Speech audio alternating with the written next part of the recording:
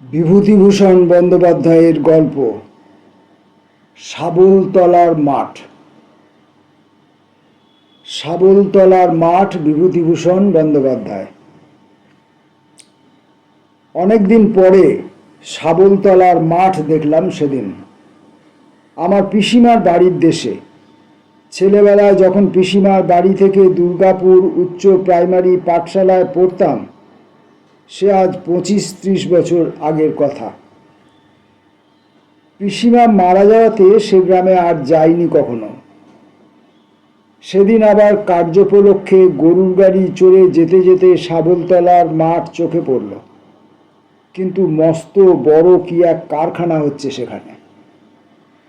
Rail line বসেছে মাঠের ওপর দিয়ে, বড় রেল লাইন। কত যে লোহা লক্কর যন্ত্রপাতি এসে পড়েছে, লোকজন, কুলি মজুরের ভিড়, দুমদাম শব্দ, সে কি বিরাট ব্যাপার। চালাঘর ও তাঁবু চারধারে। ইঞ্জিনিয়ার ওভারসিয়ারের দল খেটে খেটে সারা হলো। পাঞ্জাবি কন্ট্রাক্টরের মোটর দাঁড়িয়ে রয়েছে, তারের খুঁটি বসানো হচ্ছে, ইলেকট্রিক ও টেলিফোনের তার খাটানো হবে।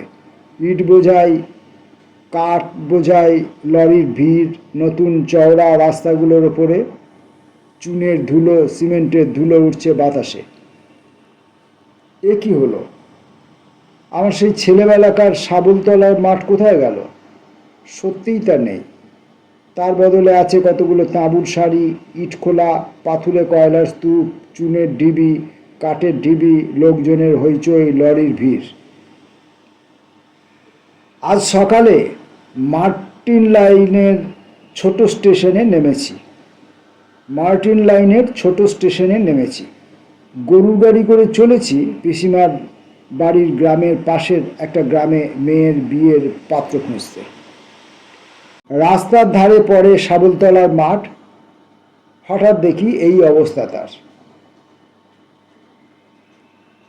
গরুর গাড়ির গাড়োয়ানকে বলি, হ্যাঁ রে, এটা শাবলতলার মাঠ না? হ্যাঁ বাবু। কি হচ্ছে এখানে? কি জানি বাবু, কলকারখানা বসছে বোধহয়। কত দূর নিয়ে?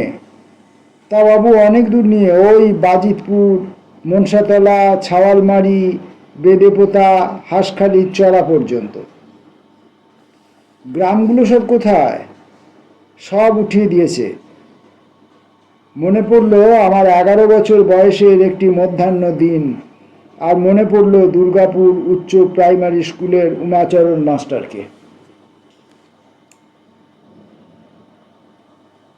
উমাচরণ মাস্টার কতদিন থেকে দুর্গাপুর ইউপি পাঠশালার হেডমাস্টারি করছিলেন তা আমি বলতে পারবো না।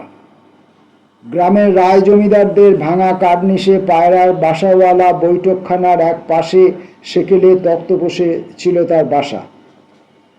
দেওয়ালে তার হুঁকো ঝুলত পেরেকের গায়ে, বাঁশের আলনায় তার দুখানা আধময়লা ধুতি ও একক এবং অদ্বিতীয় পিরানটি আলতো করে ঝোলানো থাকত। আর থাকত তক্তপোষের নিচে একজোড়া কাঠের খড়ম, একটা টিনের বিবর্ণ তোরঙ্গ, একটা চটের থলে ভর্তি টুকিটাকি জিনিস, একখানা পাকা বাঁশের লাঠি, এবং সেইটিই বেশি করে মনে আছে, একগাছা তেলে জলে পাকানো বেত। উমাচরণ মাস্টার আবার বই লিখতেন। তিনি তখন অল্প বয়স্ক। লেখক বা সাহিত্যিকের যশগৌরব সম্বন্ধে আমার ধারণা তখন খুবই অস্পষ্ট। তবুও মাস্টারমশাই যখন ক্লাসের টেবিলের ওপর পা তুলে গম্ভীরভাবে তার লেখা আক্কেল গুরুম বই পড়তেন, তখন আমরা ক্লাস শুদ্ধ ছেলে বিস্ময় ও প্রশংসা ভরা দৃষ্টিতে তার দীর্ঘ গুম্ফযুক্ত বসন্তের দাগ আঁকা প্রৌঢ় মুখমণ্ডলের দিকে চেয়ে থাকতাম। হ্যাঁ, তাঁর বইয়ের নাম ছিল আক্কেল গুরুম। তিনি বলতেন প্রহসন। আমার যে বয়স, তখন তাতে আক্কেল গুরুম বা প্রহসন দুটো কথার একটারও মানে বুঝতাম না। মনে আছে বইয়ের মধ্যে একটি ইংরেজি পড়া ছোকরার কথা আছে, এবং পড়ার ভঙ্গিতে মনে হতো উক্ত ইংরেজি পড়া ছোকরা খুব ভালো লোক নয়। উমাচরণ মাস্টার আমার দিকে চেয়ে সগর্বে বলতেন, এই বই পড়ে গোবরডাঙ্গার সেজবাবুর শালা কি বলেছিলেন জানো? বলেছিলেন, উমাচরণ বাবু, আপনি কালে গিরিশ ঘোষের সমান লেখক হবেন, বুঝলে? আমি বলেছিলাম, গিরিশ ঘোষ কে পণ্ডিত মশাই? উমাচরণ বাবু অনুকম্পার হাসি হেসে আমার দিকে চেয়ে বলেছিলেন, গিরিশ ঘোষ জানো না? কি বা জানো? আমি লজ্জায় চুপ করে থাকি। কি উত্তর দেব যখন সত্যিই জানি না গিরিশ ঘোষকে, নামও কোনোদিন শুনিনি। উমাচরণ তার এই মূল্যবান প্রহসন আমাদের কাছে বিক্রি করবার চেষ্টা করতেন এবং বিক্রি অনেক করেছিলেন। প্রত্যেক ছাত্রের বাড়ি একখানা বা দুখানা করে আক্কেল গুরুম ছিলই। মাইনের টাকা দিলে খুচরো ফেরত দেওয়ার রীতি ছিল না তার। বলতেন, কত বাকি? 7 আনা? নাও, একখানা ভালো বই নিয়ে যাও, বাড়ি গিয়ে পড়তে দিও সবাইকে। একদিন পিসিমা বললেন, হারে, মাইনের টাকা দিলাম, 9 আনা ফেরত দিলি নে? না পিসিমা, মাস্টার মশাই বই একখানা দিয়েছেন তার বদলে। কি বই? আক্কেল গুরুম। ওমা, সে আবার কি বই? তুই কি বলে সেই বই আনতে গেলি? যেমন পোড়ার মুখো মাস্টার মশাই, তেমনি পোড়ার মুখো ছেলে। বইয়ের নাম শোনো না, আক্কেল গুরুম। কেষ্টর শত নাম পাওয়া যায় তো একখানা আনগে বরং, ও বই ফিরিয়ে দিয়ে আয়। সে হবে না পিসিমা, তিনি ওসব বাজে বই লেখেন না, এ হলো প্রহসন। সে আবার কি রে? সে তুমি বুঝবে না। গিরিশ ঘোষের নাম শুনেছ? সে আবার কে? আমাদের গাঁয়ে তো ও নামের কেউ নেই। দুর্গপুরের লোক নাকি? সে তুমি বুঝবে না, তিনি আমাদের মাস্টারমশাইয়ের মতো প্রহসন বই লেখেন। পিসিমা ধমক দিয়ে বলতেন, তুই চুপ কর বাবু, বড্ড পণ্ডিত হয়েছিস তুই। আমি জানি নে, ওর গাল টিপলে দুধ বেরোয়, উনি জানেন, ফাজিল কোথাকার। ওসব গিরিশ ঘোষ, সতীশ ঘোষ বুঝি নে। কালো বই ফেরত দিয়ে কেষ্টর শতনাম আনতে পারিস ভালো, নয়তো 9 আনা ফেরত আনবি, যা। একদিন উমাচরণ মাস্টারমশাই আমাদের বুঝিয়ে বলেছিলেন, বড় বড় লেখকরা সবাই প্রথম জীবনে তার মতো স্কুল মাস্টারি করেছিলেন। কথাবার্তার মাঝখানে আমাদের ক্লাসের সারদা হঠাৎ বলে বসলো, আপনার বয়স কত মাস্টারমশাই? কেন রে? তাই বলছি। উমাচরণ মাস্টার তাকে ধমক বসিয়ে দিলেন, কিন্তু আমরা বুঝতে পারলাম ছেলেটার খটকা বাজছে কোথায়। এই বয়সে যদি এখন উমাচরণ মাস্টার আমাদের সেই স্কুলে মাস্টারি করতে রয়ে গেলেন, তবে কোন বয়সে গিয়ে তিনি কোথায় কি বড় কাজ করবেন? আমাদের ক্লাসের সতু কিন্তু বলতো, মাস্টারমশাই খুব বড় পণ্ডিত, ওরকম হয় না। আমি বললাম, কেন রে? উনি চালতে বাগানের মাঠের ধারে বসে বসে রোজ করেন কি? বোধহয় লেখেন, কবি মানুষ কিনা। আমি একদিন সতুর সঙ্গে দেখা করতে গেলাম ব্যাপারটায়। চালতে বাগানে বহুকালের প্রাচীন আম তেঁতুল গাছের ছায়ায় দিনমানেই সন্ধ্যার মতো অন্ধকার। অনেক রকম মোটা লতা গাছে গাছে জড়াজড়ি করে আছে। বাগান পার হয়েই একটা ছোট মাঠ। উমাচরণ মাস্টার সেই মাঠের ধারে বসে আছেন, বাগানের ছায়ায় আশ্রয়ে একটা ছেঁড়া মাদুর পেতে, মাদুরের উপর কাগজ বই ছড়ানো। পাছে উড়ে যায় বলে মাটির ছোট ছোট ঢেলা চাপানো সেগুলোর ওপর। আমরা শ্যাওড়া ঝোপের আড়ালে দাঁড়িয়ে দেখতে লাগলাম, তিনি কখনো উপুর হয়ে কি লিখছেন, কখনো সামনের মাঠের দিকে চেয়ে কি ভাবছেন, কখনো আপন মনে হাসছেন, বিড়বিড় করে কি বলছেন। সতু সসম্ভ্রমে চুপি চুপি বললে, দেখলি, কবি মানুষ। আমি বললাম, কি করছেন? লিখছেন। বিড়বিড় করে কি বকছেন? ওরকম কবিরা করে থাকে। দুজনে চুপ করে দাঁড়িয়ে কবির কাণ্ড অনেকক্ষণ দেখলাম। এই আমার জীবনে প্রথম একজন জীবন্ত কবির ক্রিয়াকলাপ দেখবার দুর্লভ সৌভাগ্য ঘটল। মনে আছে, শাওয়া ঝোপের পাশেই ছিল বড় একটা কদবেল গাছ, তলা বিছিয়ে পড়েছিল পাকা পাকা কদবেল। সেই বয়সের লোভ, বিশেষ করে কদবেলের উপর লোভ দমন করেছিলাম কবি দেখার আনন্দে ও বিস্ময়ে। উমাচরণ মাস্টারের বয়স তখন কত? আবার মনে হয় 40-এর ওপর। কারণ আমার মায়ের বড় ভাই, আমার বড় মামা, যার বয়স তখন শুনতাম 35, তিনি মাস্টারমশাইকে দাদা বলে ডাকতেন।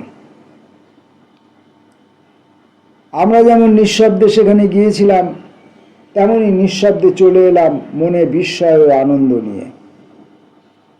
এরপরে উমাচরণ মাস্টার যখন পড়াতেন, তখন হাঁ করে তার দিকে চেয়ে দেখতাম, একজন কবি বটে। উনি ঠিকই বলেছেন, বড় বড় লোকেরা প্রথম জীবনে মাস্টারি করে। ওর বয়স বেশি হয়েছে বটে, কিন্তু উনি একজন কবিও তো হয়েছেন। সারদাটা কিছুই বোঝে না। বছরখানেক কাটলো। আমরা কটি ছেলে উচ্চ প্রাইমারি পরীক্ষা দেবার জন্য তৈরি হয়েছি। সেই বছর উমাচরণ মাস্টার আমাদের নিয়ে রানাঘাটে যাবেন পরীক্ষা দেওয়াতে। 4টি ছেলে, মনে আছে, চক্রবর্তীদের কানাই, আমি, সতু ও সারদা। দুর্গাপুর থেকে হেঁটে বেরিয়ে শাবলতলার মাঠে যখন পড়েছি, তখন দুপুর গড়িয়ে গিয়েছে। বড্ড মনে আছে সেই অপরাহ্নের কথাটি। তখন শাবলতলার মাঠে ঝাঁ ঝাঁ করছে রোদ্দুর। মস্ত বড় মাঠের এখানে ওখানে কুলগাছ, শ্যাওড়া ডাঁটা আর বন তুলসীর জঙ্গল। ধুধু করছে মাঠ, যেন সমুদ্রের মতো, কুল কিনারা নেই কোনো দিকে। এত বড় মাঠ কখনো দেখিনি। দুর্গাপুর থেকে শাবলতলার মাঠ প্রায় 2 ক্রোশ 2.5 ক্রোশ পথ। কাছাকাছি কোনো গ্রাম নেই এ মাঠের কোনো দিকে। একটা সরু মেঠো পথ মাঠের মধ্য দিয়ে দূরে কোথায় চলে গিয়েছে। কি একটা ফুলের গন্ধ বেরুচ্ছে দুপুরের রোদে। আমরা সবাই ছেলে মানুষ, ক্লান্ত হয়ে পড়েছি। উমাচরণ মাস্টার বললেন, যাও সব গাছতলায় একটু বসে নাও। আমাদের প্রত্যেকের কাঁধে একটা করে বোঁচকা। তার মধ্যে আমাদের বইপত্র আছে, গামছা, কাপড়, কাঁথা আছে। থাকতে হবে নাকি হোটেলে। আমরা বোঁচকা নামিয়ে একটা কুল গাছের তলায় সবাই বসলাম। মাস্টারমশাই বললেন, দেখো তো কুল হয়েছে কিনা। সতু দেখে বললে, কুল হয়েছে, ছোট ছোট, খাওয়া যায় না। কানাইয়ের মা ওকে সেখানে গিয়ে খাওয়ার জন্য নারকোলের নাড়ু আর রুটি করে দিয়েছিলেন পুঁটুলিতে। সতু ওর কাছ থেকে চেয়ে নিয়ে খেলো। আমি চাইতে গেলাম, কানাই বললে নেই। আমরা একটু পরে সবাই বোঁচকা রেখে হুটোপাটি করে মাঠের মধ্যে বন তুলসীর জঙ্গলে খেলা করতে গেলাম। কি সুন্দর যে লাগছিল। ক্ষুদ্র গ্রামের পাড়ায় পাড়ায় খেলা করে বেড়াই। এত বড় মাঠের মধ্যে এত ফাঁকা জায়গায় খেলা করবার সুযোগ কখনো পাইনি। ওদের কেমন লাগছিল জানি না। আমার মনে হচ্ছিল যেন কোনো নতুন রাজ্যের রূপকথার জগতে এসে পড়েছি। তুলসী মঞ্জরির সুগন্ধ ভরা অপরাহ্নের বাতাসে যেন কোনো সুদূরের ইঙ্গিত।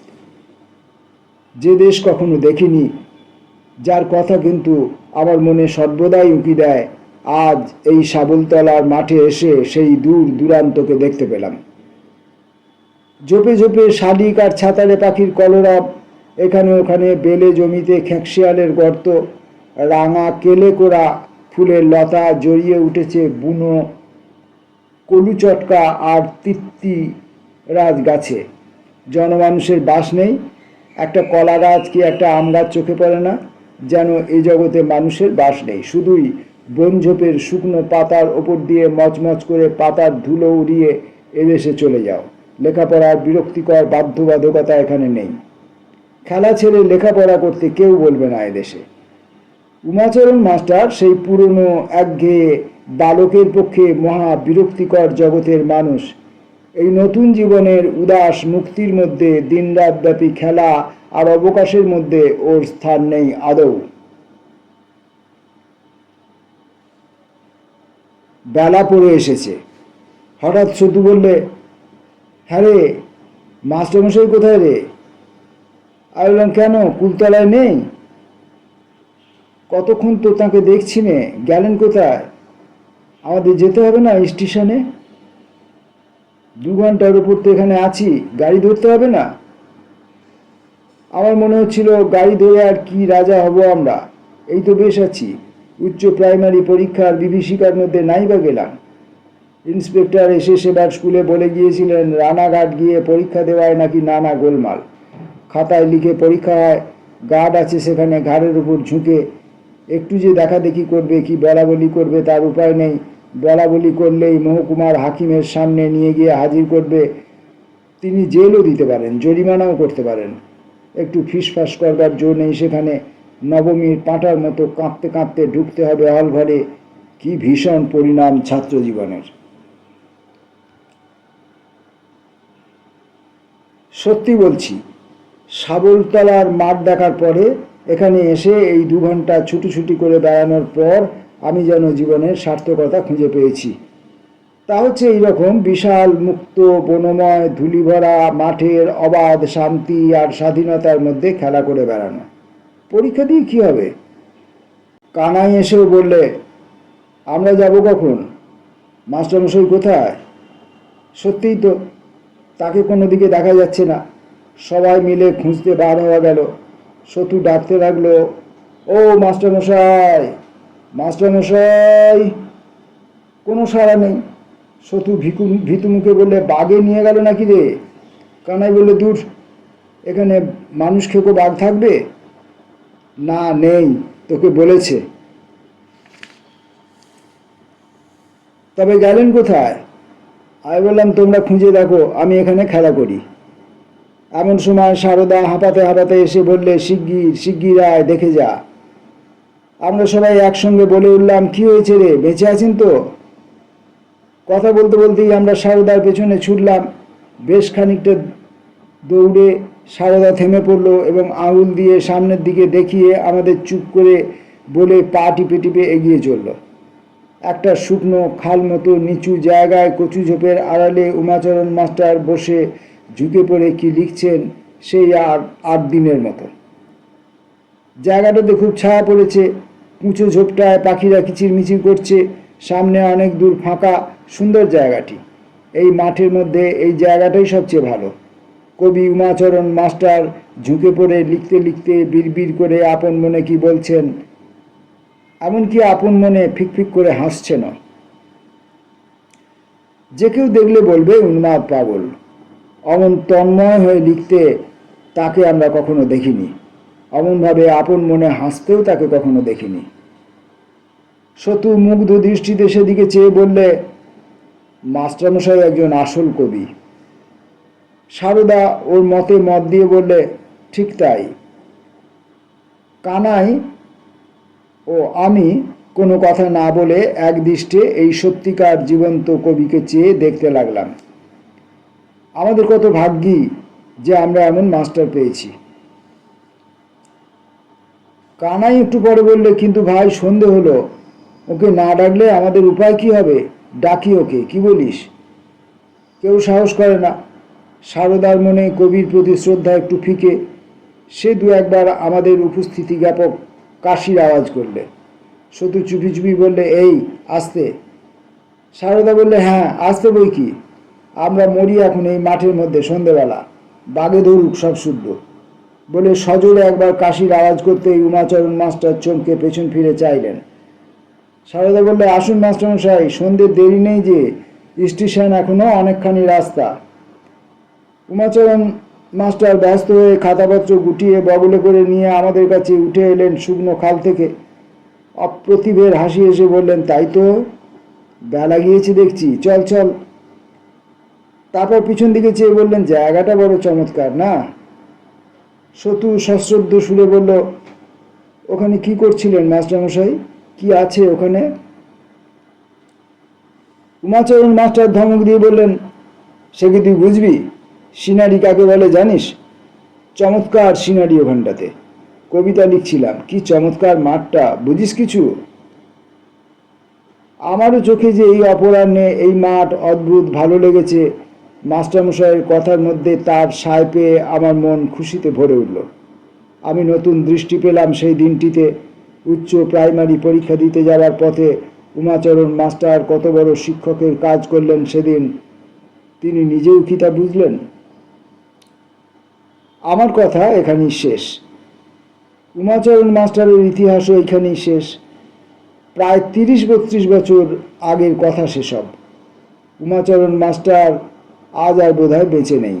বড় হয়ে উমাচরণ চক্রবর্তী বলে কোনো কবির লেখা কোথাও পড়িনি, কারো মুখে নামও শুনিনি। তাতে কিছু যায় আসে না।